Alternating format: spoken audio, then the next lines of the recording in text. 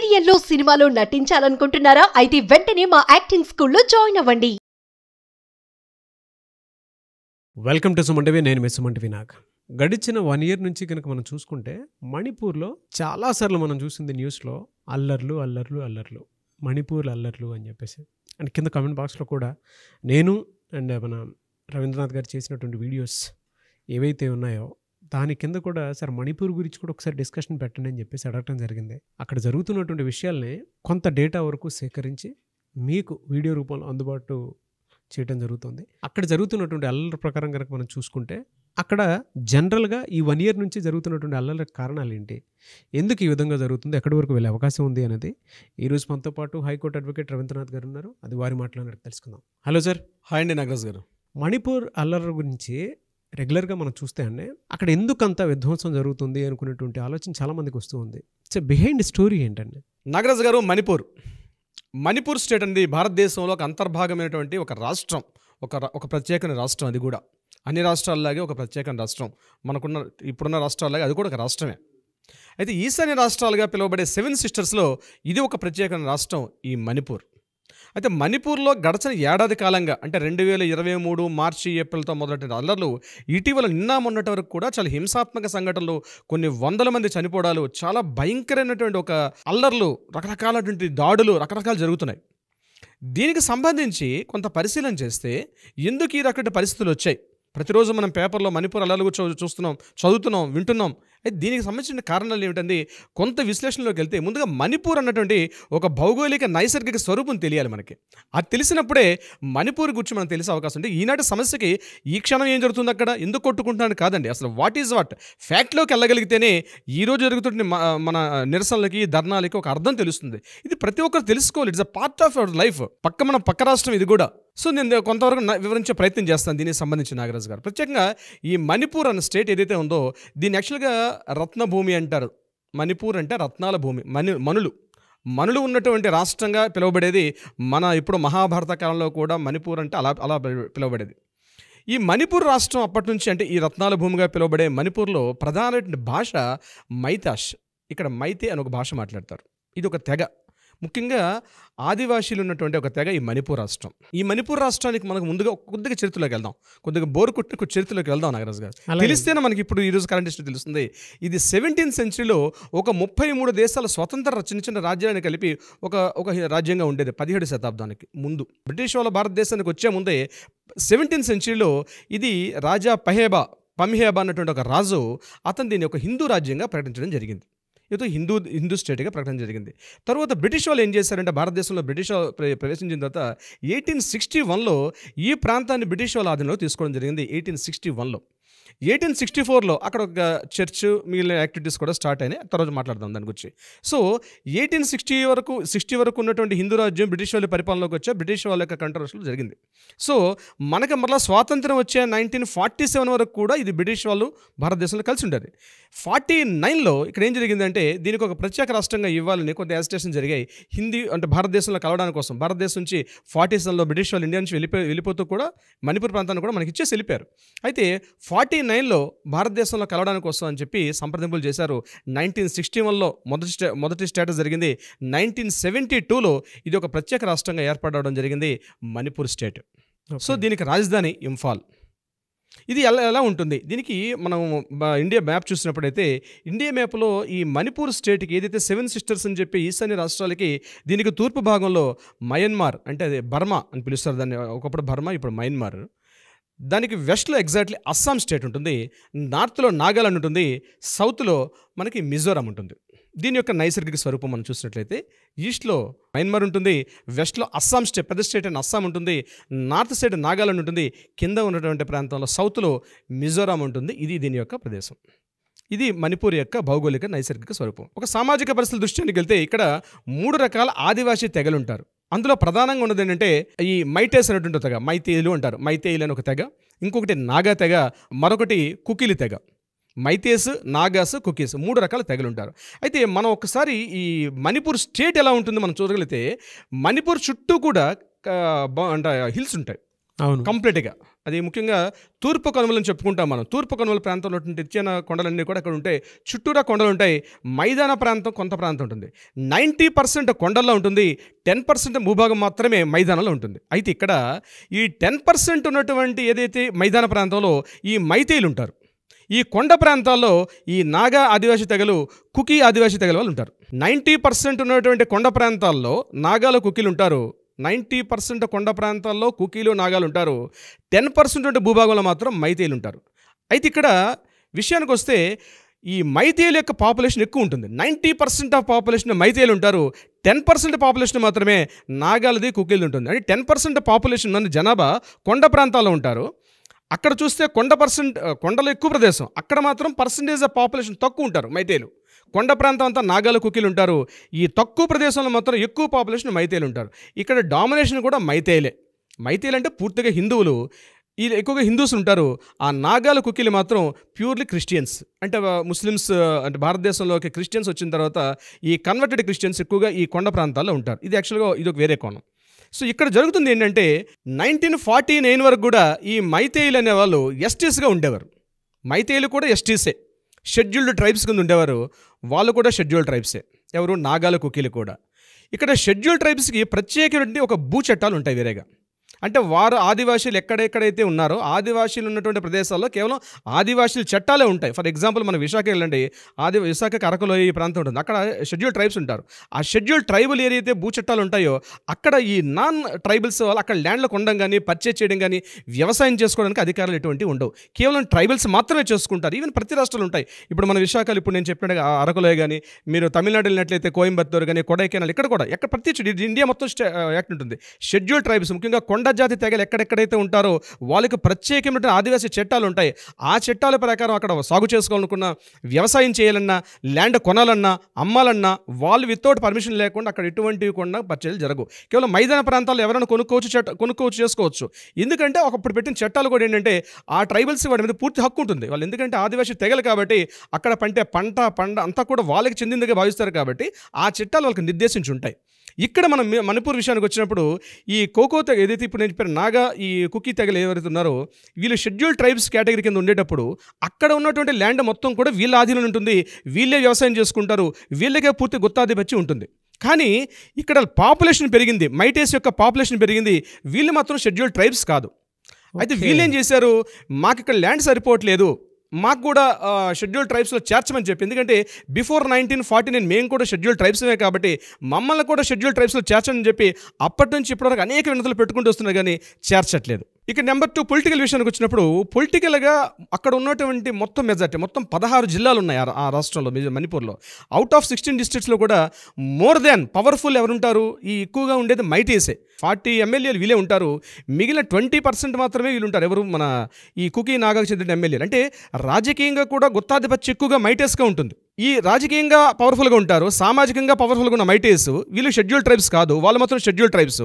ఇప్పుడు ఏమంటున్నారు, వీళ్ళకి ల్యాండ్ సరిపోవట్లేదు, మమ్మల్ని కూడా షెడ్యూల్ ట్రైబ్స్ చేయమని చెప్పి మైటేస్ డిమాండ్ చేస్తున్నారు.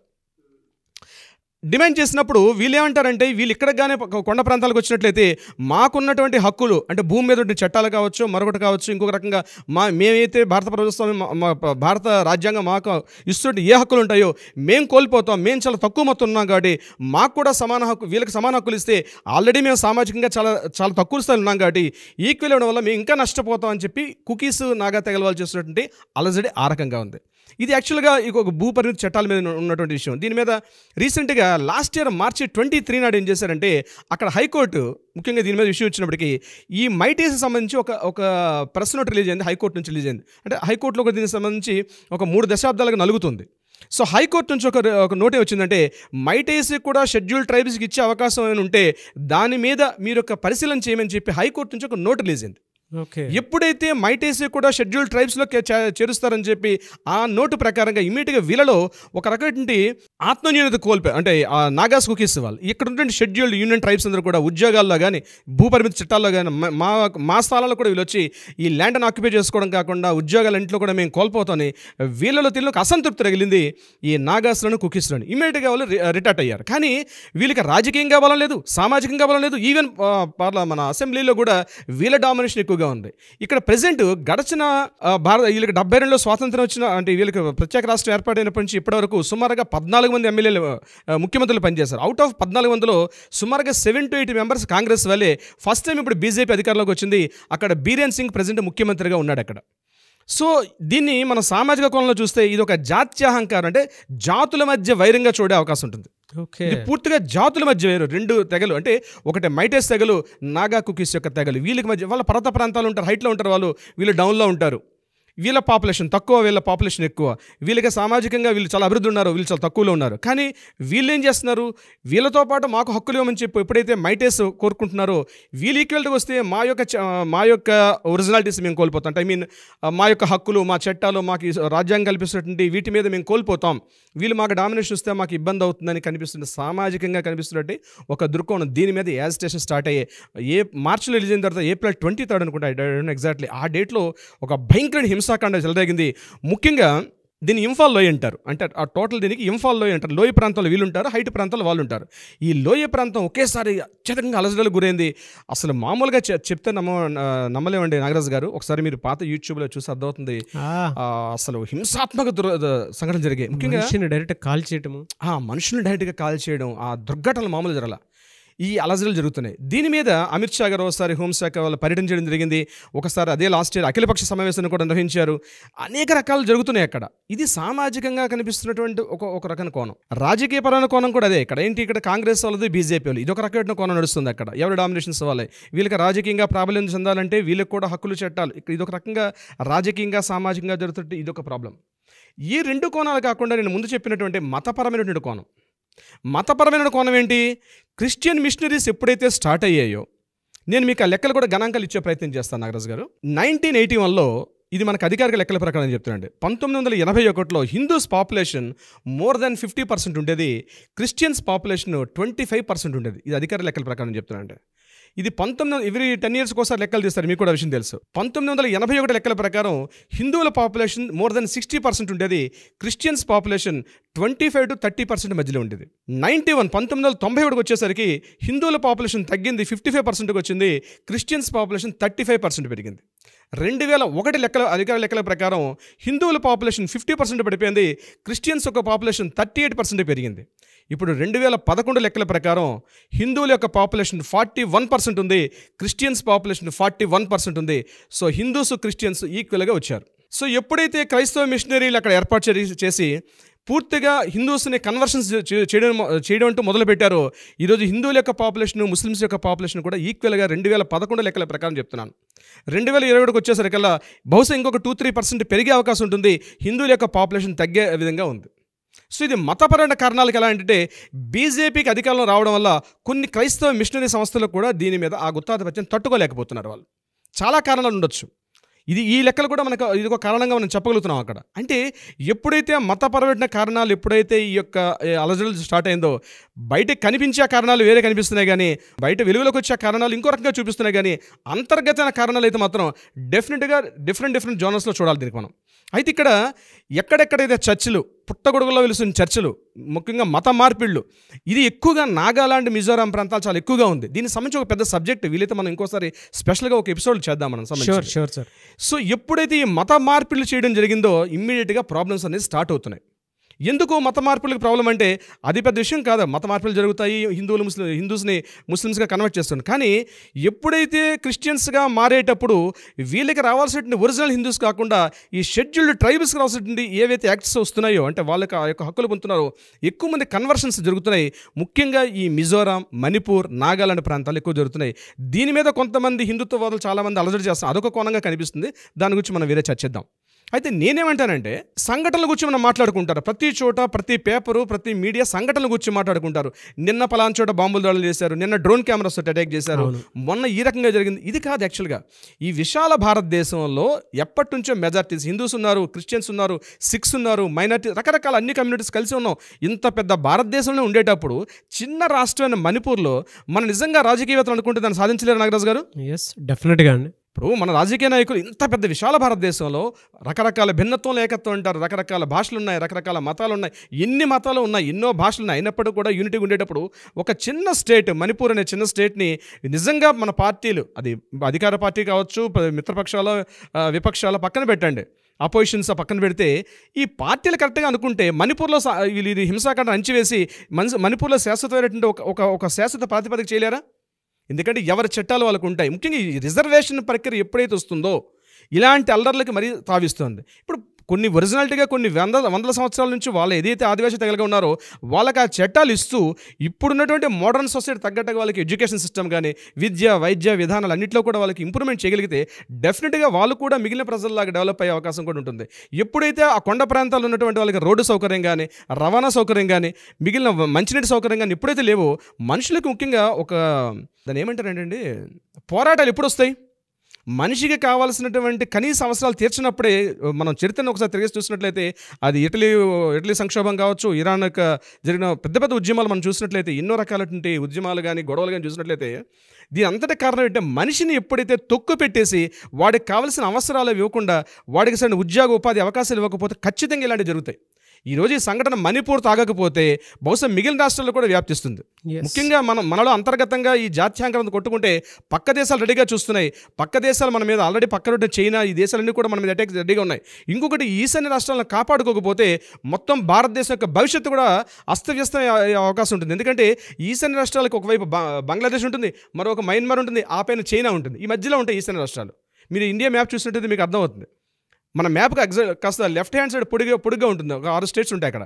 6 స్టేట్స్కి ఒకవైపు మయన్మార్ ఉంటుంది, మరో పైన ఏమో చైనా ఉంటుంది, ఇంకో సైడ్ భూటాన్ ఉంటుంది, మరో సైడ్ నేపాల్ ఉంటుంది, మధ్యలో బంగ్లాదేశ్ ఉంటుంది. ఇన్ని రకాల కంట్రీస్తో ఉన్నటువంటి ఒక ప్లేస్ ఈ ఈశాన్య రాష్ట్రాలు. మనం కరెక్ట్గా ప్రొటెక్ట్ చేసుకోకపోతే రాజకీయ భవిష్యత్తుల కోసం ఎవరి రాజకీయాలకు వాళ్ళకి మేము బాగుండాలంటే మేము బాగుండాలని ఎవరి స్వలాభాపేక్షతో చేసుకుంటే మాత్రం భవిష్యత్తు తరాలు మాత్రం ఈ మణిపూర్లో జరుగుతున్న ఈ దుర్ఘటన హింసాకాండని ఇప్పుడు ఆపకపోతే రాబోయే రోజుల్లో భారీ మూల్యం అయితే చెల్లించుకుంటారు. Nagaraj garu, thank you so much Ravindranath garu. Thank you so much Nagaraj గారు.